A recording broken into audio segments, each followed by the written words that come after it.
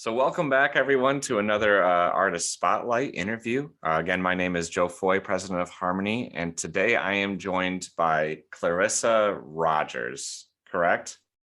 Yes. Okay, that's nice. And this is the first time I'm actually meeting you, so I'll have a lot of questions for you since I know absolutely nothing at this point in time. But you were referred to us by Christy Grimes. Do you know her very well? No, she's such an inspiration, though. I met her through the JCC writing contest that they have several years back, and uh, moved to the North Country shortly after that. So I'm like, as long as there's Christie's out there, I'm excited about living here. Makes sense. Had you ever, because she used to do First Fridays, I believe, back in the day. Did you ever attend one of those by chance?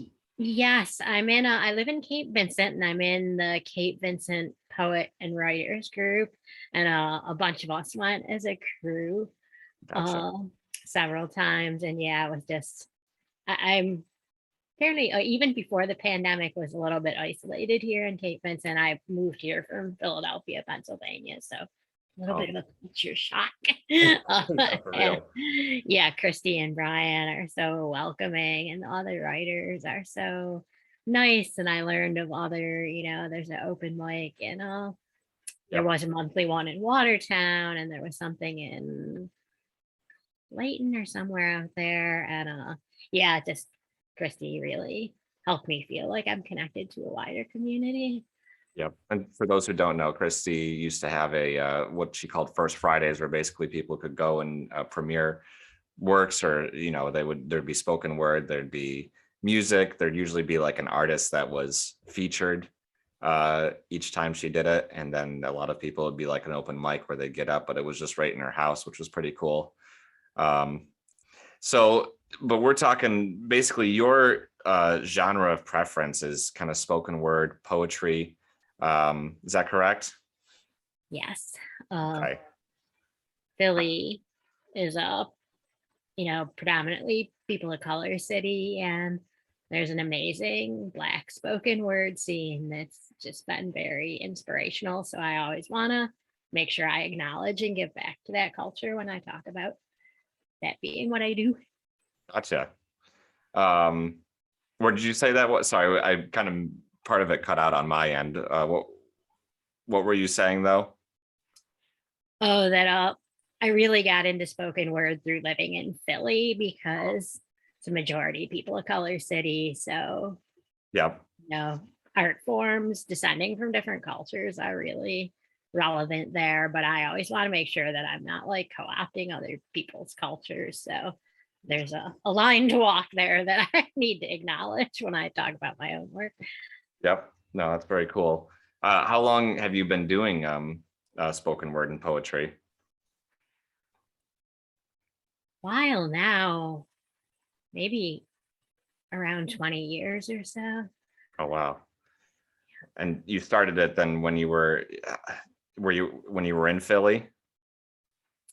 Yeah, I've been writing pretty much my whole life, some journals from the time I was, in elementary school, and then poetry from high school on.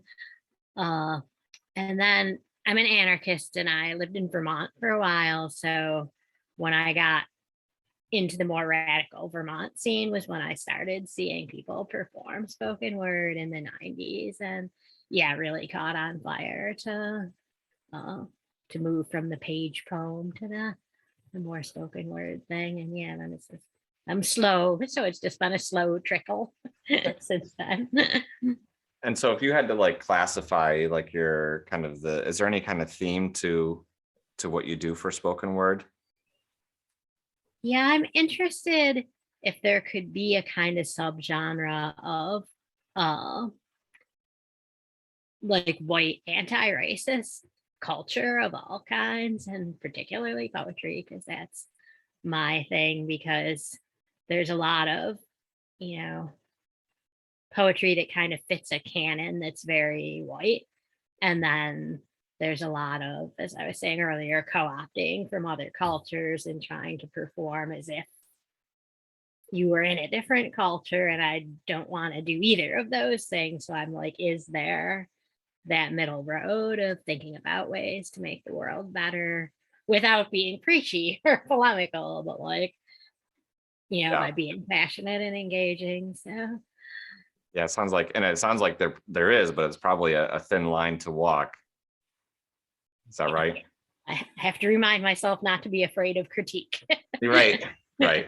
I think that's probably the most important part, when you do walk that line, and then you fall off to one side and somebody says something.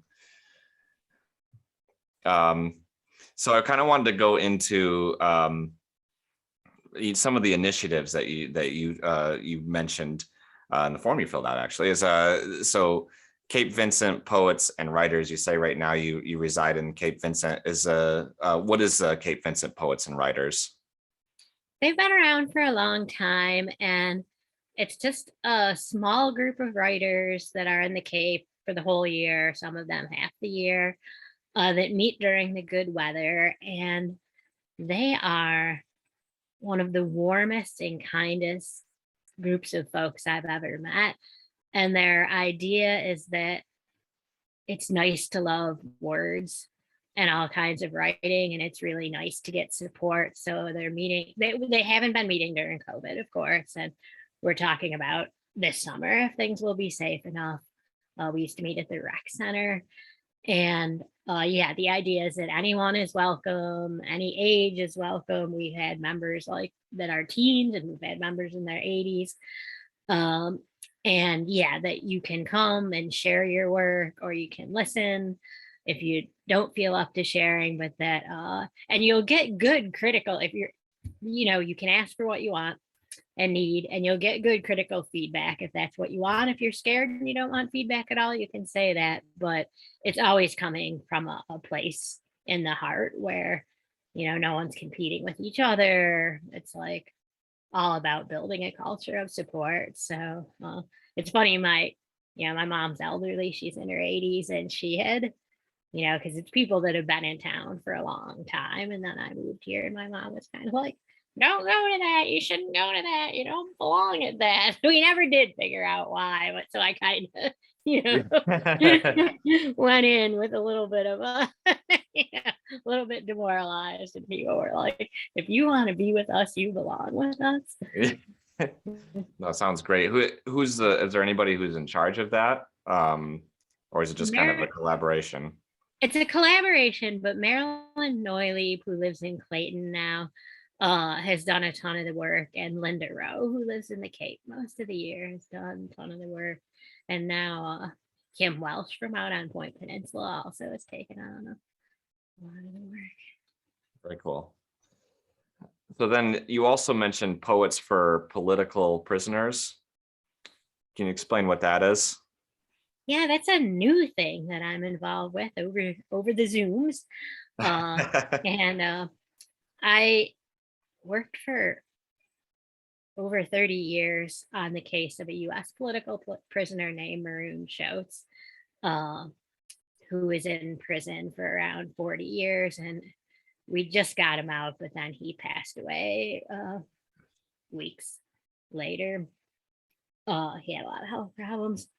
So I was in a group organizing for him. And then once we got him out, we decided to keep going, because not everyone knows, but the US actually has a lot of political prisoners, especially Black Panthers and folks from the 60s and 70s who have been down for decades now. So April is Poetry Month. And now that our organizing group has been together for a while, I'm on the culture committee of that group. We're working on Kamau Siddique's case right now, but we also are just trying to get poets to study his case and the cases of other political prisoners and write poems and songs and open word, spoken word pieces to educate each other and educate the public about that. So yeah, so this April will be our first event on Zoom somewhere where poets will come together, and Philadelphia has some really classic poets that have a lot of politics, so they'll be to get some of them to feature. When you get all these poems and spoken word pieces together, do you know if there's how it's what the plan is for like disseminating it? That's a really good question. We've been focused on an event, like a Zoom event where people will perform, but we are likely to get more contributions and stuff than would actually fit into one performance. So we should think about how to collect them and what to do with them. Yeah, because that would be cool. That's a very awesome initiative there. So the last one that you had mentioned though was Workers Solidarity Alliance Right Night. Is that correct? That is. I Okay. like writing things. Is this one that you created yourself? Yes, I'm very proud of it. And like to talk about it because I think it's a good model for other folks. But um, I'm in this union focus group called Worker Solidarity Alliance, and we try to do writing about, working class labor issues in general. And we try to do writing for the group, and often a lot of us, want to be writers on our own, and then we don't write. And I feel like I hear this, like, not just from my friends and I, but I feel like so many people are passionate about wanting to write and have that desire and just aren't always able to make time and space to do it. And I think we could critique the education system and come up with some reasons of why people get traumatized and stuff. But anyway, so we came up with this thing named Right Night that rhymes. And it's basically we just all hop on Zoom together, everybody that wants to, and do like a check-in to see how everyone is, and then just have silence and work for like maybe an hour, and something about being accountable to those faces there, and like having the date, if you have a date to put your own butt in the chair, you might not respect that, but oh, if my friend Sachio is gonna expecting to see me there, better be there. So we found that we're able to be more productive, and then we debrief at the end, or if people have support there, a quick copy edit they want, like we're all right there together. Okay. And what I kind think of everybody should write night. yeah, that's very cool. So what are they? Do you have all different kinds of writers for that as well? Yeah. Okay. And we're now kind of spread out globally. So there's a member in Canada, and there's a member that moved back to Lithuania. So we can't always hit a time that works for everyone. But yeah, it's just is interesting to me too. What technology is complicated, but it's like kind of fun to have Zoom sometimes. Yeah. That's a really cool idea. I like the idea of holding people, you're not really holding them accountable in the sense that if they don't do it, there's really any consequences. But you're holding them accountable, like here's something to do, here's a time, here's a date, here's other people who want to see you do that as well. Yeah, and I love developing a culture of, you say you want to write. So it's like you're saying your desire, I'm your friend or your comrade, I'm hearing you, and we can take actions to support you doing what you want to do and being who you want to be. And yeah, I just feel like there could be more of that in the world. Yeah, no, for real. And I see that a lot in the music community too, where there's a lot of people who want to do things, but they don't necessarily get to that next point. So that's really awesome initiative. So again, that was Workers Solidarity Alliance Right Night. If you had people who wanted to be part of that, what would they have to do? We've only been doing it for people in the group, but if there's people out there that are interested in just a general Right Night concept, I feel like it would be really easy to just have a monthly Zoom or something. So yeah, you could share my email and people could reach out to me if they're interested, and we'll make something happen. Sounds good. So I just want to get into kind of, your, what do you kind of get out of, so when you, first of all, I want to talk about, sorry, I'm going all over the place, but I love all over the place. So, I mean, like a lot of what you do is writing, but then sometimes you're actually premiering that to an audience, even if it's another audience of writers. And sometimes it's at an open mic. What about that? Uh, what do you get out of doing that, I guess? And what do you like about it? Or what do you dislike about it? Kind of what are your general thoughts about the performance of what you write? I love to perform now, and it's funny because what I don't recommend is my initial coping strategies, which were to avoid performing all I could, and if I did decide to cry until I threw up. Those are not really very successful tactics. But I think I was just so inspired. There's a few things we did regularly in Philly. We did a political prisoner support there group there, did a monthly open mic. So uh yeah, so it's like seeing people perform regularly and stuff kind of got me the idea that it could be fun. And then it might be I won the lyric essay category of the JCC context like maybe 9 years ago, before I lived here. But a friend and I came up to JCC and performed. So that was that was one of, that was probably my biggest performance ever. And then right before I left Philly, uh, I performed at this Mosaic was the name of the thing we did. And I performed at a Mosaic, and my favorite local poet was there. So it was like he and I performed in the same space. And he gave me a compliment, and I cried. Scorpio, I cried and cried. Uh, but yeah, so I actually really rehearsed the timing and everything uh, for the event at JCC, and something about it made me feel more legit as a poet to like have something kind of polished. And I realized that I kind of am more of a performer than a page poem person. And there's just like something about being really vulnerable and just putting it out there, uh, and not dying. Like, it didn't actually kill me. I probably Yep. didn't need to throw up.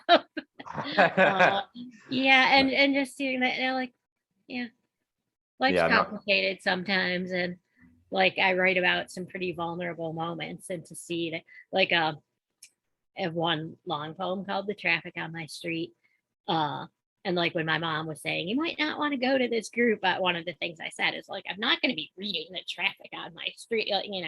I'll do a nature poem or something, and then by the end of that year, I totally was reading them, the yeah, traffic on my street, because yes, they were different than me, but they were loving people I could be vulnerable with. And I think that's a real thing about performance is remembering all the good things in the world, like how supportive people can be.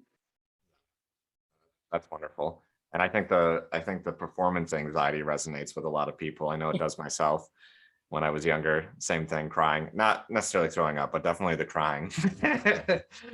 So, um, is there a way, is there a way that you feel like the community, local community could do a better job of emphasizing your specific art, spoken word, poetry? Yeah, I think it was really before the pandemic building to it. I feel like more of the local groups that I know of feel like they were trying to connect with one another and invite, Marilyn's great at like, when the Cape does anything of making sure she really invites everyone she knows. And we were doing open mics for a while at our local library is a fabulous resource. And so we were, doing that and made sure we invited, everyone else's group.